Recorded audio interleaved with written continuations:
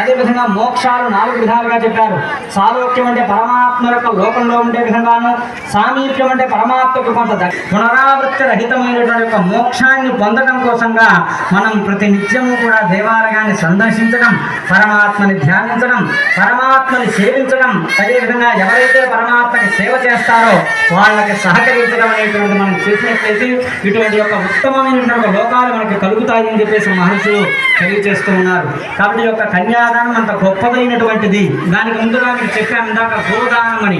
గవా మంగాని తిష్టంతి భువనాని చతుర్దశ అంటే ముందుగా గోదానం చేస్తే కానీ యొక్క కన్యాదానం చేసేదానికి మానవుడికి అది అర్హత లభించదు. కాబట్టి అందునిమిత్తంగా ఈ యొక్క గోవులో సకల దేవతలు కూడా ఆశ్రయించి ఉంటారు. అటువంటి యొక్క గోవు అటువంటిది అంత గొప్ప విశిష్టాన్ని సంతరించుకున్నటువంటిది ఈ యొక్క గోవు.